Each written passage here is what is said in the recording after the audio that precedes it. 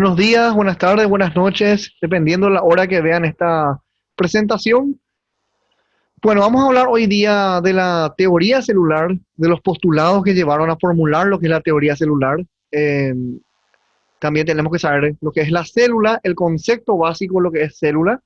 Vamos a hablar de algunos componentes también de la célula. Hoy vamos a hablar también de lo que son los reinos en los cuales se organizan los seres vivos.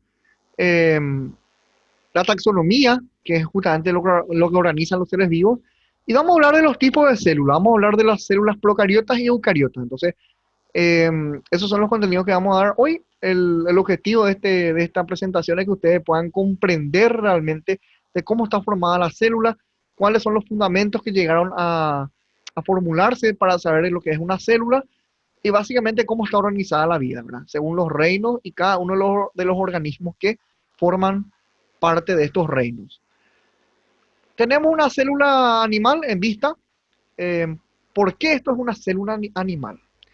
Bueno, más adelante vamos a ver realmente las diferencias entre una célula animal y vegetal, pero básicamente yo puedo determinar que esto no es una célula vegetal por el tipo de pared celular que vemos acá. La pared celular de la célula vegetal consta de celulosa y es una doble pared. Acá no vemos eso, vemos solamente una simple pared que cubre a esta célula. Por lo tanto, yo puedo afirmar que esto no es una célula vegetal. Probablemente esto puede ser una célula animal. Las células generalmente tienen esta forma, aunque realmente no todas las células tienen una forma esférica. Algunas células pueden ser un poco más triangulares. Tenemos células inclusive hexagonales, como son las células hepáticas, tipo como un panal de abeja. Pero generalmente una célula tiene una forma esférica. No es una esfera perfecta, pero aparentemente lo más cercano a una esfera, ¿verdad? También vemos que generalmente una célula puede contar con uno o más núcleos. La mayoría de las células tienen un núcleo, son uninucleares y tienen en el núcleo generalmente, tienen en el núcleo generalmente en el centro, aunque no todas las células tienen un núcleo central. Algunas células tienen un núcleo un poco más cercano a la membrana. En este caso, hablamos de lo que son los núcleos excéntricos, pero eso vamos a hablar más adelante en otras unidades.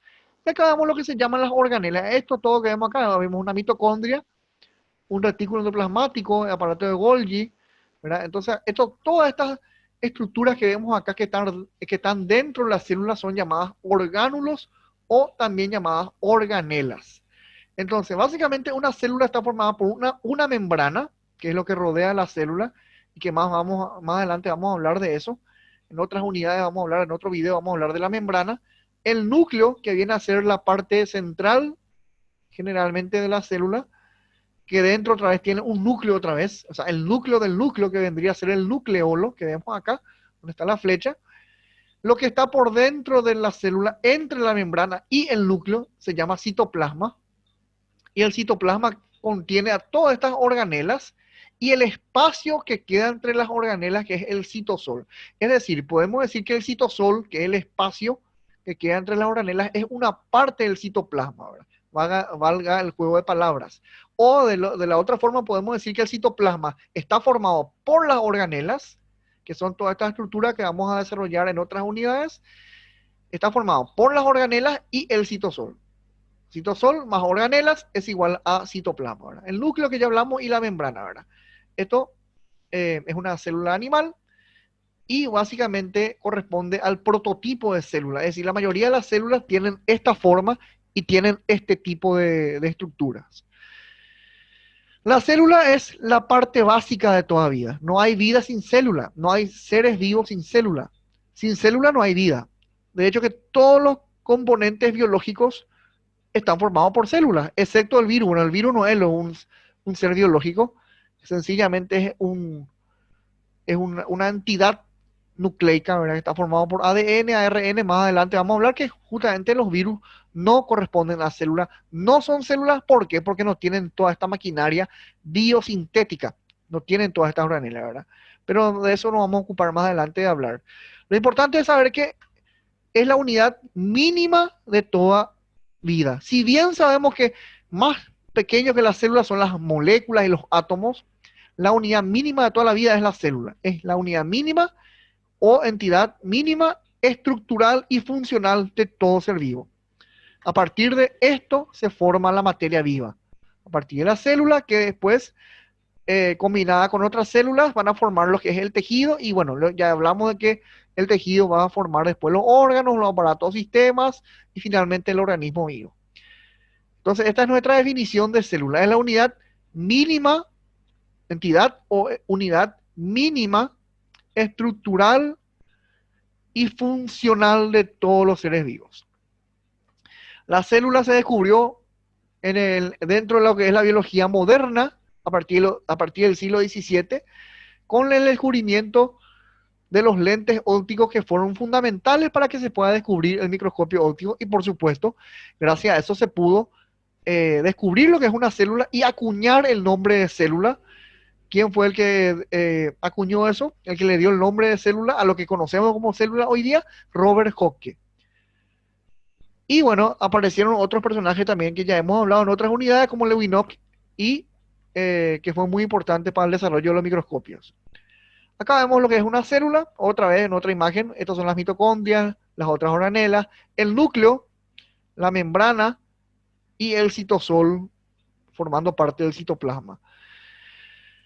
En el siglo XIX, básicamente, además de descubrir ya se había descubierto la célula, lo que se hizo es identificar las diferencias estructurales y funcionales de lo que son los tejidos ya vegetales y animales. Se vio qué diferencia hay entre células animales y vegetales, que más adelante vamos a ver eso justamente, que existen ciertas diferencias, aunque no hay tantas diferencias entre células animales y vegetales, pero sí hay unas cuantas que vamos a ir viendo más adelante.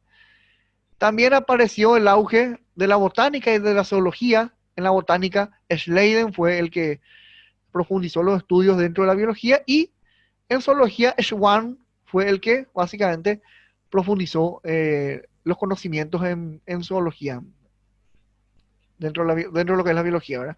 Y por supuesto, contemporáneo más o menos de lo que era Robert Hooke, apareció Robert Brown, que básicamente lo que descubrió fue esto, que se llama núcleo, y no solamente eso, le dio el nombre de núcleo a esto, y descubrió que todas las células tienen núcleo, y de hecho que es así. Todas las células, ya sean eucariotas o ya sean procariotas, contienen núcleo. Lo que hay diferencia es en el nucleolo, ¿verdad? Esto que vemos acá es el nucleolo. Eso sí, hay diferencia entre procariotas y eucariotas, que más adelante vamos a desarrollar eso, pero todas las células tienen núcleo, ¿verdad? No existe, prácticamente, no existe célula sin núcleo. Eso es un descubrimiento que nos aportó Robert Brown. Acá tenemos otra definición, aunque la definición más importante es la que dijimos al principio, ¿verdad? Esta es la definición más antigua, que nos dice que es una masa de protoplasma. Al protoplasma, básicamente, se le llamó después citoplasma. Lo que hoy conocemos como citoplasma es lo que anteriormente se le llamaba protoplasma, porque la primera parte que se descubrió de la célula fue el citoplasma, lo que hoy día le llamamos citoplasma, digo bien. Anteriormente se le llamaba protoplasma, de ahí el nombre proto, primero, ¿verdad? Entonces, la definición antigua de célula era una masa, un pedazo o una parte de protoplasma, que hoy día lo llamamos citoplasma, que estaba limitado a un espacio rodeado por una membrana y que tiene un núcleo central, que también puede ser excéntrico, ¿verdad? Entonces, esa era la definición simple y antigua. Hoy día ya tenemos otra definición, que es lo que comentamos al principio, ¿verdad?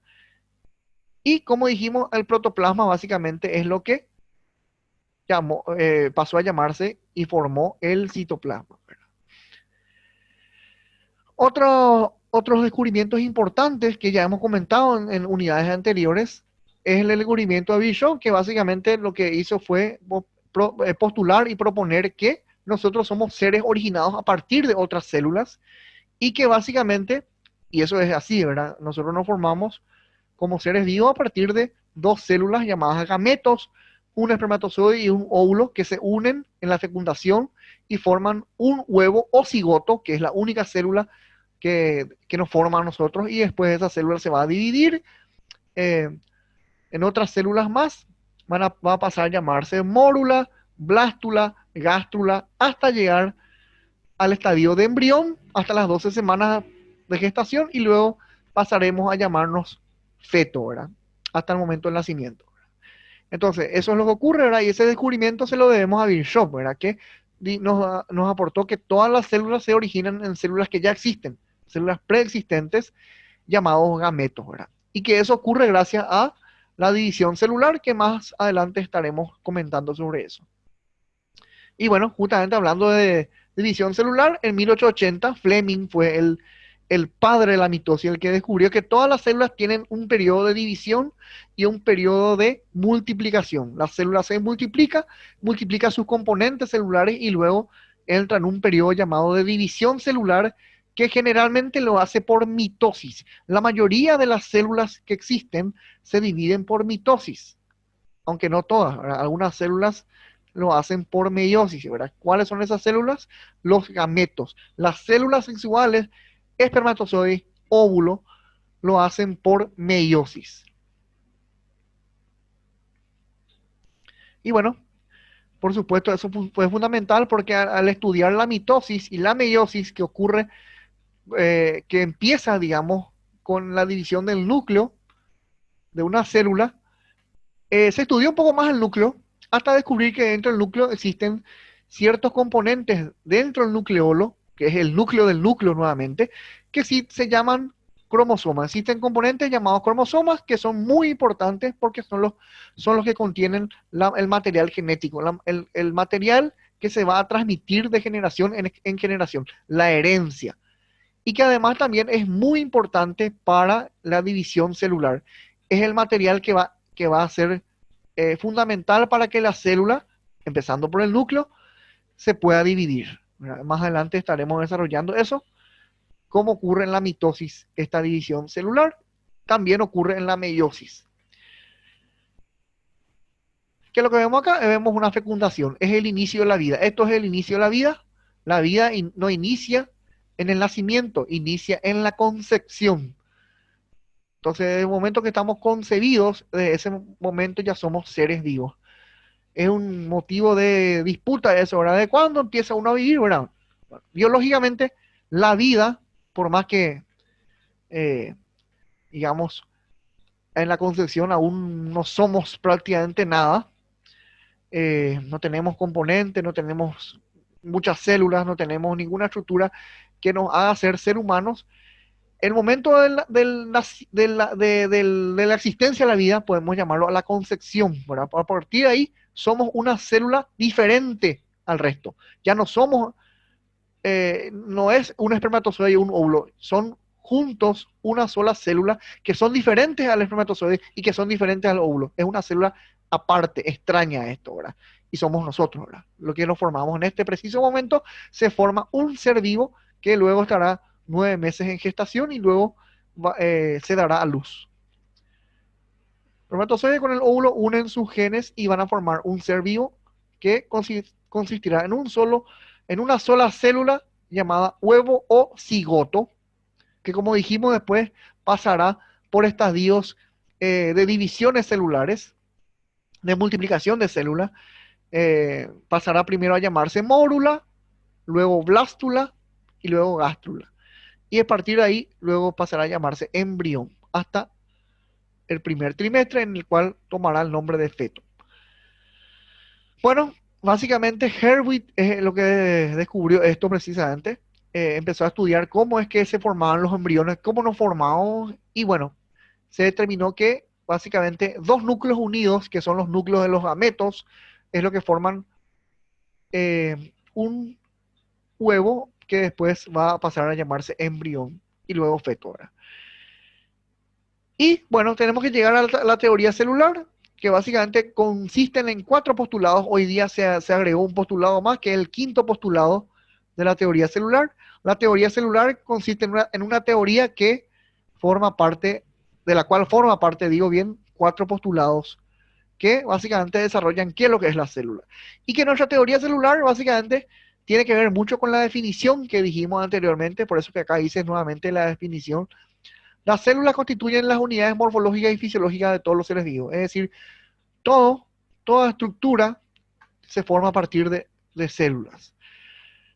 Y básicamente todas las funciones o todas las características, dicho de otra forma, las propiedades de cada organismo o de cada tejido o de cada órgano depende de la propiedad de una célula individual, es decir, por qué el corazón hace una función o por qué el corazón se comporta de una forma diferente a lo que es el hígado, que hace otra forma, que tiene otra estructura, otra función, por qué son órganos diferentes o por qué se comportan de órganos diferentes, porque tienen células diferentes. Entonces, las propiedades de esos órganos o de esos aparatos o sistemas son diferentes porque las células son diferentes, las propiedades entonces las dan las células.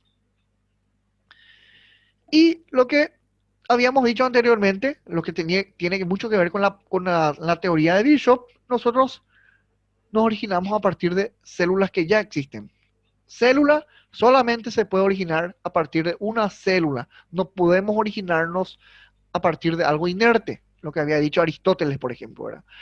Y básicamente todo esto se va transmitiendo, ¿verdad? Una célula se forma otra célula, esta va a volver a formar otra célula, y lo que contiene las células, que son los genes, se van transmitiendo de herencia en herencia a partir de los cromosomas, que son el material genético que componen los núcleos de cada célula. La unidad más pequeña de la vida es la célula, ya dijimos eso. Si bien dentro de la célula existen organelas, y las organelas contienen moléculas y las moléculas se forman a partir de la unión de átomos. La unidad indivisible y la más pequeña y la más mínima de la vida es la célula, ¿verdad?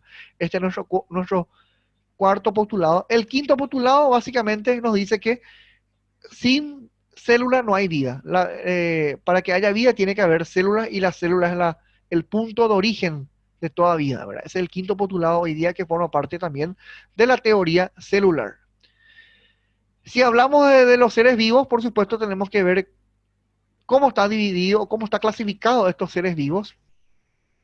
Y a los seres vivos los clasifica la taxonomía y los clasifica en 5 tipos de reinos. A cada uno de los reinos, por supuesto, hay tipos de organismos que pertenecen a cada uno de ellos y vamos a ir viendo cada uno de ellos. Tenemos que decir también que de estos 5 reinos, 4 reinos están formados por organismos que son correspondientes a las células eucariotas. Tenemos que saber que existen 2 tipos de células, procariotas y eucariotas. Y las células eucariotas forman organismos que van a pertenecer a 4 de estos 5. A los protistas, al reino fungi, ¿verdad? Que es de los hongos, a los vegetales o el reino plantae también se les llama, y al reino metazoo o de los animales. El único reino llamado Monera, que está formado por organismos procariotas, es este, ¿verdad? El único reino formado por células procariotas corresponde a los móneras. Y dentro de los móneras, si bien hay varios organismos, como las algas azules, como las algas marinas, el organismo más importante dentro de los móneras son las bacterias. Las bacterias pertenecen al reino mónera y por lo tanto podemos decir que son células procariotas. El resto de los reinos corresponden a células eucariotas. Los protistas, ahí tenemos a los protozoarios, de ahí viene la palabra protozoario, de protista, ¿verdad? Y bueno, para hablar más sencillamente, corresponden a los parásitos y a los gusanos también. Los gusanos en cinta, los gusanos cilíndricos, los platelmintos, los estodes, los trematodes, los nematodes, los diferentes tipos de gusanos y parásitos corresponden a este grupo de protozoarios llamados reino protistas. Reino fungi, el reino fungi pertenecen los hongos maduros y los hongos no maduros, los micetomas y también pertenecen a este reino las levaduras y las hifas, ¿verdad? Muchos de estos hongos se utilizan, son patológicos, ¿verdad? Por supuesto, ¿verdad? Y muchos de estos hongos también son comestibles y también son, son importantes en el proceso de fermentación. De hecho que a partir de estos hongos se pudo crear, por ejemplo, la penicilina como un antibacteriano, como un antibiótico, y también los hongos son muy importantes porque los hongos también actúan en el proceso de fermentación, por ejemplo, en el caso de la cerveza, o en el caso de la formación de los panificados con levadura, ¿verdad?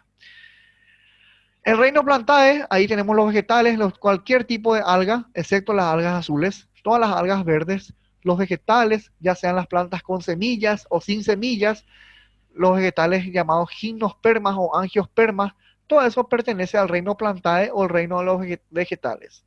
Y dentro de los metazoos, al reino metazoo, están los animales, ya sean los animales superiores, que somos los seres humanos, o los animales inferiores, que son los animales vertebrados, invertebrados, mamíferos y otros tipos de animales. Acá sencillamente vemos lo que es una célula eucariota versus una célula procariota. Vamos a ver enseguida las diferencias. Las células procariotas casi todas tienen un flagelo, que es esta colita que vemos acá, que le permite movilizarse a la célula procariota. Y generalmente en la célula procariota, cuando hablamos de procariota, que nos referimos generalmente a una bacteria. Hay dos tipos de células, ya dijimos procariota y eucariota. Procariota porque son las que se cree que las procariotas son como un precursor de las eucariotas. Es decir, se cree por estudios biológicos que los que primero aparecieron dentro de la vida son las procariotas y luego a partir de las procariotas se formaron las eucariotas. Eucariotas, que realmente significa célula verdadera. La palabra eu significa verdadero. Y también la palabra cariota viene de núcleo. Las células eucariotas tienen un núcleo verdadero y de hecho son las únicas que contienen nucleolo, que es el núcleo del núcleo, que no tienen las procariotas. Vamos a ver enseguida las diferencias entre las procariotas y eucariotas, pero simplemente quiero explicar el término. Pro viene de primero, o el que apareció primero, ¿verdad? Y eucariota, eu es verdadero y cario es núcleo, el que tiene núcleo verdadero, la célula verdadera que contiene núcleo verdadero. Si bien las dos tienen núcleo, los dos tipos de células tienen núcleo, este es el que tiene núcleo, envoltura nuclear y nucleolo. Este tiene solamente núcleo, carece de envoltura nuclear y carece de nucleolo, ¿verdad? Esta es una célula más simple, ¿verdad? Esta es una célula más compleja. Y dentro de esto encontramos todo el reino fungi, o sea, los hongos en general, los parásitos, reino protista, ¿verdad? Los vegetales en general y los animales. Y dentro de esto encontramos algunas algas azules y las bacterias, que son el reino Monera. Acá justamente vemos en este gráfico todos los organismos y su correspondiente reino, ¿verdad? Y por supuesto lo que ya anticipamos, a qué tipo de célula corresponden. Como dijimos, las únicas que pertenecen a las células procariotas son las del reino Moneras, el resto son eucariotas. Dentro del reino Monera encontramos principalmente, dijimos que las bacterias en general, ya sea qué tipo, cualquier tipo de bacteria que sea, ya sea gran positivas, gran negativas, cocos, bacilos, ¿verdad? Espiroquetas, cualquier tipo de bacteria que haya. Y también dijimos las algas azules, las algas marinas, digo bien. Dentro de las protistas encontramos los protozoarios, que pueden ser protozoos y crisófitas.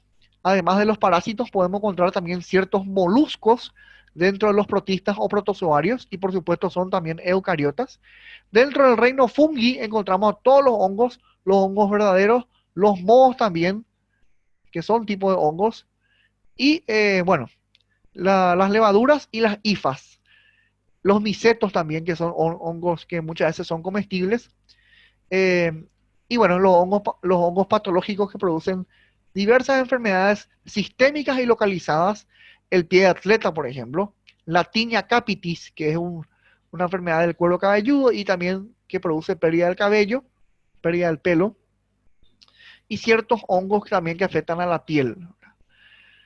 Los vegetales, ahí encontramos, o sea, pertenecen al reino Plantae, y ahí encontramos todos los tipos de algas, excepto las algas azules que ya citamos dentro de los moneras. Algas verdes, algas rojas, algas pardas, las briófitas y las traqueófitas. Es decir, todas las plantas sin semillas, con semillas, y también las angiospermas y las gimnospermas.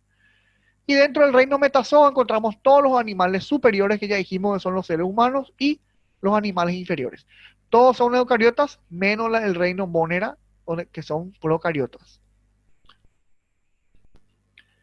Generalmente todas las células tienen algún tipo de forma de producir su energía y generalmente, dependiendo de cómo lo utilizan, cómo lo producen, pueden ser llamados autótrofas o heterótrofas.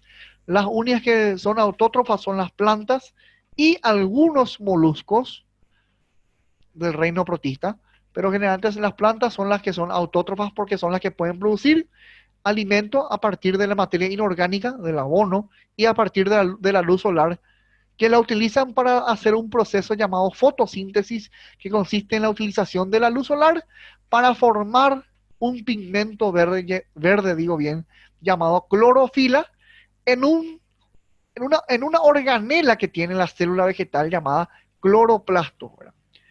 Ellas realizan, digo bien, su propio material, por eso que se llaman por sí mismos, ¿verdad? Autótrofas. El resto de los seres vivos son llamados heterótrofos, ¿verdad? Necesitan obtener de otro lugar su energía, y nosotros, por ejemplo, somos heterótrofos. También lo son, por ejemplo, los animales inferiores. Algo muy importante, las células tienen membrana y esta membrana la tienen las células procariotas como también las tienen las células eucariotas. En este caso nos habla de las procariotas y también están formadas por una membrana que básicamente lo que hace es proteger la célula y también sirve como barrera para permitir el paso de nutrientes.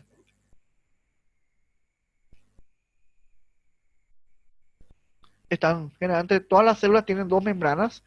Vamos a hablar en próximos videos de las membranas celulares. Y entre las membranas existe un espacio llamado periplasmático, que es un espacio virtual realmente que no existe en la realidad, pero es un espacio que sirve para comunicar los nutrientes entre el interior y el exterior de la célula. La membrana interna, en el caso de las procariotas, también sirve como barrera para controlar el ingreso y el egreso de los nutrientes, llámense solutos, llámense también solventes. En el caso de los procariotas, uno se preguntará, ¿y si no tienen nucleolo, tendrán cromosoma? La respuesta es sí. Los procariotas también, las células procariotas también tienen cromosoma, aunque no tienen el cromosoma como normalmente nosotros lo conocemos. Un cromosoma en una célula eucariota generalmente tiene esta forma, una forma de X o forma de H. Esta es la forma que generalmente tiene un cromosoma formado por un centrómero y unos telómeros, que son estas salientes que vemos acá, los brazos. Esto es un cromosoma de una célula eucariota. Generalmente en la procariota hay cromosomas, pero es una sencilla molécula circular formada por ADN. Nada más que esto es un cromosoma. Y está así desnudo. Desnudo me refiero, ¿por qué? Porque no tiene proteínas. Sin embargo, los cromosomas están rodeados por moléculas proteicas, están enriquecidas con proteínas. Esa es la diferencia también entre una procariota y una eucariota. Las células eucariotas tienen ADN, las eucariotas me refiero, y el ADN de las eucariotas es, como generalmente muchos lo conocemos, ¿verdad? Es una forma de doble hélice. Esta es la forma, o forma de tirabuzón. Esto es un ADN de la célula eucariota. Las células procariotas también tienen ADN, pero el ADN no tiene esta forma. Tiene una forma circular y es pequeño, digamos, el ADN de las procariotas no tienen esta forma. Y por lo tanto, al ADN de las procariotas, el nombre que reciben ese ADN son plásmidos, ¿verdad? ¿Qué es un plásmido? El plásmido es el ADN que forma parte de una célula procariota. ¿Los ribosomas qué son? Los ribosomas son partículas que ayudan a formar proteínas y por lo tanto son fundamentales para que se puedan producir estas proteínas que dijimos. Generalmente el ribosoma está formado por un ARN un ácido nucleico y básicamente, entonces podemos decir que tanto células eucariotas como células procariotas tienen esta maquinaria para formar básicamente proteínas. Por supuesto, las células procariotas tienen dentro del citoplasma un espacio llamado citosol y es ahí donde se concentra la mayor cantidad de agua dentro de la célula. El agua tenemos que saber que es muy importante para el funcionamiento de la célula. Existe, por supuesto, agua por fuera de la célula también, pero la mayor parte de agua que tiene el organismo se encuentra dentro de las células, ya sean eucariotas, ya sean procariotas. Eh, el agua también está presente en la membrana, en el núcleo también, pero la mayor parte del agua intracelular, el agua que está dentro de la célula, se encuentra en el citoplasma y dentro del espacio llamado citosol.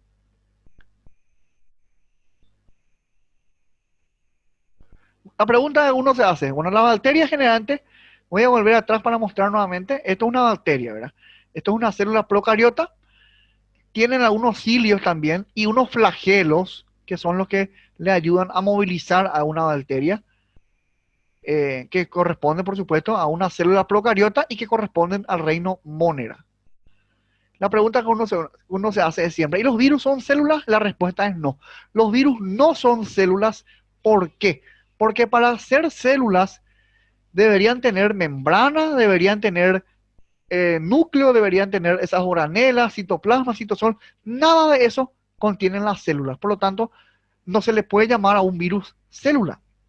El virus es un pedazo de ácido nucleico. Nada más que eso. Un pedazo de ácido nucleico es un pedazo o un fragmento de ADN o de ARN que básicamente está rodeado o está contenido, vamos a decir así, dentro de una cápsula, dentro de un espacio llamado cápsula o cápside, y nada más que eso. Es solamente eso. Es un pedazo, un fragmento de ADN o ARN dentro de una cápsula que normalmente se le llama cápside, y nada más que eso. Porque no tiene toda la maquinaria biosintética, solamente tiene uno de los componentes que son importantes para la vida, que es el ácido nucleico. Y nada más que eso. No pueden hacer nada, no pueden elaborar sus proteínas, no pueden elaborar sus alimentos. Necesitan sí o sí de una célula para poder vivir. Por eso es que necesitan de una célula huésped para poder desarrollar sus funciones, para poder activarse realmente antes que vivir.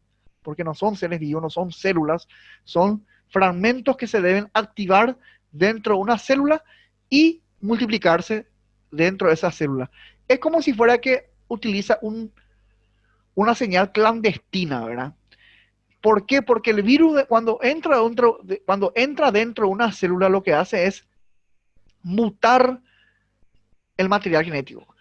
Y digamos que agarra o obtiene, digamos, el material de la célula huésped, lo muta y lo inyecta nuevamente, ¿verdad? A la célula es un material genético y de esa forma entonces está libre para poder ir a otro, se multiplica por supuesto, ¿verdad? Genera varios viriones, que son los viriones, son provirus, es decir, virus que se están formando, virus bebé le llaman a algunos, ¿verdad? Que luego están listos para salir de esa célula e ir a invadir nuevas células. De esa forma entonces trabajan los virus ingresan a la célula, obtienen el material biosintético de la célula, usan el material de la célula huésped para poder inyectar su propio material, mutar el material de la célula huésped y formar dentro de ella nuevos virus bebé, vamos a decir así, ¿verdad? Llamados viriones, que luego salen de la célula huésped y una vez multiplicados van a invadir a otras células y a formar nuevamente otras células más y así se van multiplicando, ¿verdad? Por eso es que sí o sí necesitan una célula para poder activarse. Por eso son llamados parásitos intracelulares obligados. No pueden vivir, no pueden activarse si no están presentes en una célula. Aunque sí pueden estar en componentes que no son células, pero se activan y se multiplican dentro de la célula. Las células eucariotas, eucario, núcleos verdaderos, eu es verdadero, Es una célula mucho más compleja y que tiene todos los componentes, ¿verdad? Por supuesto, nosotros los seres humanos estamos formados en la totalidad por células eucariotas. Por supuesto, nosotros no tenemos células procariotas. Tenemos en la totalidad células que corresponden a este tipo, eucariotas. La membrana, así también como había en las procariotas, también hay en las eucariotas. Es una pared realmente que básicamente nos ayuda a protegernos, a proteger a la célula, y también es una membrana semipermeable, una membrana que deja pasar nutrientes, pero no todos los nutrientes. Es decir, selecciona lo que va a ingresar dentro de la célula y selecciona también lo que va a salir afuera de la célula. También es muy importante porque por medio de un transporte adopta, incorpora nutrientes que están afuera de la célula. Eso se llama endocitosis. Endo es adentro. Entonces es un transporte que lo hace la membrana incorporando, algunos lo dicen, chupa algo de afuera y lo mete adentro, ¿verdad? Entonces ese transporte se llama endocitosis, y la exocitosis es lo contrario, es sacar nutrientes o partículas afuera de la célula. Eso es afuera. Entonces es un transporte en el cual la célula va a expulsar algo al exterior, por gracias a la membrana. La célula eucariota, por supuesto, está formada por núcleos. Dentro de los núcleos tenemos, dijimos, un núcleo otra vez, el núcleo del núcleo, que lo mencionan los libros, que es el nucleolo. Esto es mencionado en el libro de Robertis, o también en el libro de Solomon, digo bien. Además de eso, dentro del núcleo se encuentra el material genético, el material hereditario, que se llaman cromosomas, y que solamente es visible durante la mitosis. Cuando la célula se divide, ahí podemos ver los cromosomas. De eso vamos a hablar en otras unidades más adelante.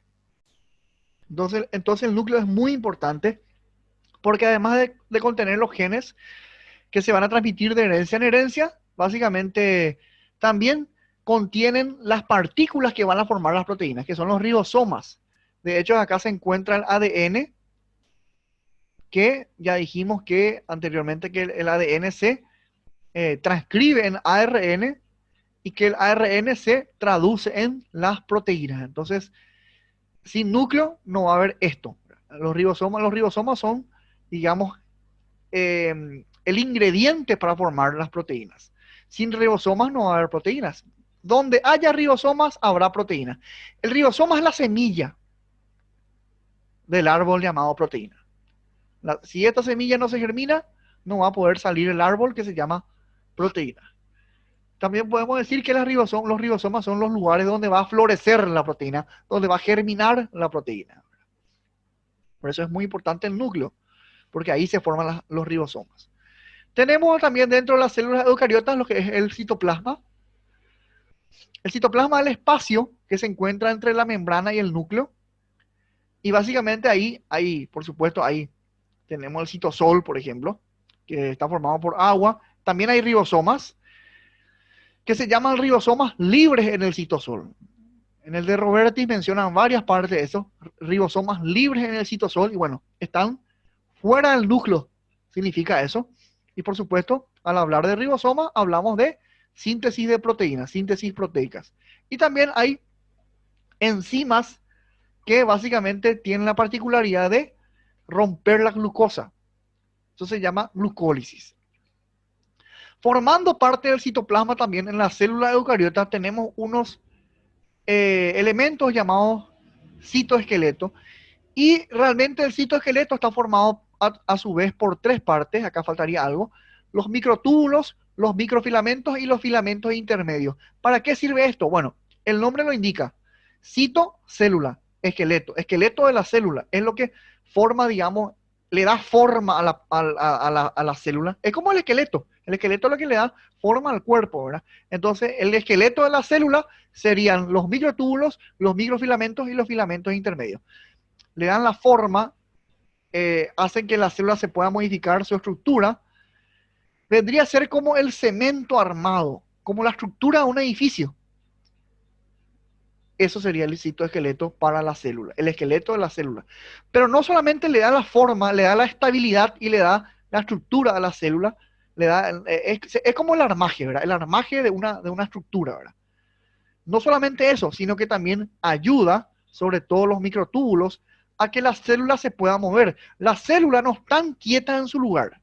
A veces sí, pero generalmente las células se van moviendo, van cambiando de lugar, van cambiando de posición, ya sean procariotas, ya sean eucariotas. Entonces, esos cilios y flagelos, los cilios son unos pelitos que tienen la célula. Si nosotros dibujásemos una célula, la célula sería así, y esa célula tiene unos pelitos llamados cilios que ayudan a que la célula se pueda mover, y también consta, así como las células procariotas, así como las bacterias, también las células eucariotas tienen flagelos, unas colitas llamadas flagelos. Y esos cilios y flagelos están formados por los microtúbulos, también por los filamentos intermedios y también por los microfilamentos, por lo tanto corresponden al citoesqueleto. Por lo tanto, el citoesqueleto, además de darle forma, también le da movilidad, sirve para la locomoción, para que la célula se pueda mover. Hay también otros, acá justamente vemos, otros orgánulos que también sirven para que la célula se pueda mover. De esto vamos a hablar más adelante en otros videos. Los cuerpos basales y los cilios, que justamente mencionamos recién, que son estos pelitos, le ayudan a la célula para que pueda moverse. Y además también estos organoides son muy importantes en el momento de la división celular para que la célula se pueda partir en dos y formar otras células. La célula eucariota también está formada por un sistema de endomembranas. Son endomembranas, membranas por dentro que se originaron a partir de la membrana celular, que van a formar otros organoides muy importantes, como por ejemplo la membrana del núcleo, la envoltura nuclear. El núcleo también tiene una membrana por dentro que le rodea al núcleo, que se llama envoltura nuclear, que solamente tienen las células eucariotas. Las células procariotas no tienen membrana nuclear, no tienen envoltura nuclear, y que básicamente permite que el núcleo pueda ingresar y expulsar partículas, ¿verdad? Por ejemplo, los ribosomas que van a formar las proteínas, una vez que son formados dentro del núcleo, son expulsados fuera del núcleo al resto de la célula. ¿Y a dónde van esos ribosomas? Esos ribosomas van aquí. Aquí es donde se va a formar, donde se va a procesar y se va a formar las proteínas. Es decir, nosotros formamos el ingrediente ¿dónde? En el núcleo. Luego el ingrediente, que son los ribosomas, entran dentro del retículo endoplasmático rugoso, y ahí se forman las proteínas y se empaquetan como una fábrica. En un lugar formo y luego empaqueto ¿a dónde, verdad? Al lugar de almacenamiento, que es el complejo o aparato de Golgi. En este lugar, que también es una organela, acá se empaquetan todas las proteínas, todos los lípidos, es el lugar de distribución. Como una fábrica, siempre tiene su lugar donde se producen los, los paquetes o los elementos, y hay un lugar donde se distribuye, ¿verdad? El lugar de distribución de las células se llama aparato o complejo de Golgi, ¿verdad? Bueno, el retículo endoplasmático hay dos tipos de retículo endoplasmático, o endoplásmico también se le llama. Tenemos el rugoso, tenemos el liso, de esto vamos a hablar más adelante, pero simplemente por mencionarlo, el rugoso y el liso. En el rugoso hay qué cosas, ribosomas que vinieron desde el núcleo. El núcleo forma ribosomas, estos ribosomas, algunos ribosomas entran al retículo endoplasmático rugoso. En el liso no hay ribosomas, no hay ribosomas en el liso. Y algunos rizos quedan ¿dónde? Quedan libres en el citosol, quedan disueltos en el citosol. Y otros ribosomas van y se unen a este sistema de endomembranas llamado retículo endoplasmático rugoso. Solamente en el rugoso hay ribosomas, porque en el rugoso se van a formar ¿qué cosas? Se van a formar las proteínas. En el liso no se forman proteínas, en el liso se forman las grasas, los lípidos. Hay también ciertos tipos de organelas llamadas endosomas, que se encargan de ayudar en la endocitosis, y los lisosomas que van a destruir. Viene de lisis. Los lisosomas son orgánulos que van a destruir partículas que se van a eliminar de la célula. Y también nos faltarían otras organelas más, las mitocondrias, que son muy importantes para dos cosas. Primero, para la respiración celular. ¿En qué consiste la respiración celular? En la formación de CO2 a partir de oxígeno. El oxígeno que ingresa a la célula se utiliza por la célula, es utilizada por la célula, y el residuo de esa utilización consiste en la formación de CO2. Además de la respiración celular, en las mitocondrias es el lugar donde se forma la energía. Y la energía por excelencia de la célula es el ATP, adenosín trifosfato. Es decir, es una molécula de adenosina unido a 3 átomos de fosfato.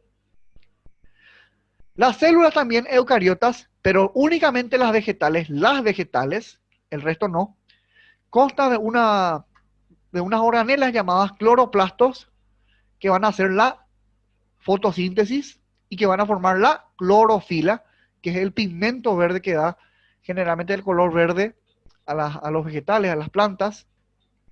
Entonces, los cloroplastos son muy importantes porque ahí se hace la formación de energía llamada fotosíntesis gracias a la acción de la luz solar y a las materias inorgánicas como el abono, por ejemplo, ¿verdad?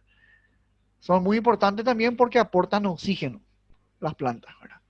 Y también hay ciertas organelas llamadas peroxisomas que básicamente lo que hacen es protegerle a la célula frente a agentes patógenos. Esto sería una tabla, lo que vemos acá es una tabla comparativa entre los dos tipos de células. Para ir terminando, ¿verdad? Entonces vamos a hablar de que no hay tanta diferencia, pero existen algunas diferencias que hay que ver entre una célula procariota y una célula eucariota. Por ejemplo, lo que ya hablamos, las únicas que contienen envoltura nuclear o membrana nuclear son las células eucariotas. Las procariotas no tienen esta membrana nuclear. Si bien ambas tienen núcleo, el núcleo de la procariota no tiene nada que le envuelva, no tiene envoltura, no tiene membrana. Las eucariotas sí tienen membrana nuclear. Nos referimos a la membrana nuclear, a la membrana celular, por supuesto que las dos tienen. No puede haber células sin membrana. Las dos tienen membrana celular. Lo que estamos refiriéndonos ahora es a la membrana nuclear, que solamente está presente en las eucariotas. El ADN ya dijimos, ya hablamos anteriormente, inclusive dibujé yo la forma de tirabuzón, la forma de doble hélice que tiene el ADN solamente las eucariotas. Si yo, por ejemplo, les pido a alguien que me dibuje un ADN, la respuesta debe ser, depende, ¿qué tipo de ADN me estás pidiendo que dibuje? ¿La de eucariota o la de procariota? Si nos referimos a la eucariota, el ADN de una célula eucariota es la más conocida, que es la de doble hélice, o de trenza, o tirabuzón, solamente a las eucariotas. Si es el ADN de la procariota, es una molécula circular desnuda. Nada más que esto.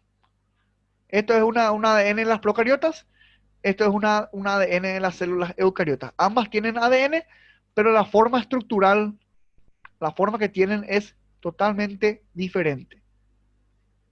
Bueno, los cromosomas también son diferentes. En las eucariotas hay muchísimos cromosomas. En las procariotas hay un solo cromosoma. Ya hablamos de los nucleolos que solamente hay en células eucariotas, no hay en célula procariota. El nucleolo es el núcleo del núcleo y es ahí donde están los genes importantes para la división celular y para la herencia. Y por supuesto, si acá no hay nucleolos, no hay genes para la división, por supuesto, la célula procariota no se va a poder dividir, es amitótica. Sin embargo, la célula eucariota se puede dividir, ya sea por mitosis, la mayoría de las células lo hacen por mitosis, o los gametos lo hacen por meiosis. Las eucariotas tienen el sistema de endomembranas, que ya hablamos, ¿verdad? Hace rato, cuáles formaban parte del sistema de endomembranas. Sin embargo, esto es imposible de que haya en las células procariotas. Las células eucariotas tienen mitocondrias, donde se forma la ATP y se hace la respiración celular. Las procariotas no tienen una mitocondria establecida, tienen unas cuantas enzimas nada más, y esa es la que, digamos, hacen el papel de mitocondria. No hay una mitocondria como tal. Hay unas cuantas enzimas que, digamos, reemplazarían o hacen el papel de mitocondria, ¿verdad? No tienen una mitocondria como si la tienen las células eucariotas. Los cloroplastos no hay en procariotas, y la pregunta es, ¿y en las eucariotas hay? Sí, pero solamente en las células vegetales. En el resto de las células eucariotas no hay tampoco cloroplastos, porque los cloroplastos son orgánulos que solamente están presentes en los vegetales, solamente en las plantas. En el resto de las células eucariotas tampoco hay cloroplastos. No hay ni en animales, no hay ni en protozoarios, ni tampoco en hongos. Solamente está presente en las eucariotas, pero en células vegetales, nada más en células vegetales. Y por supuesto en las restantes eucariotas no hay, y mucho menos va a haber en una procariota.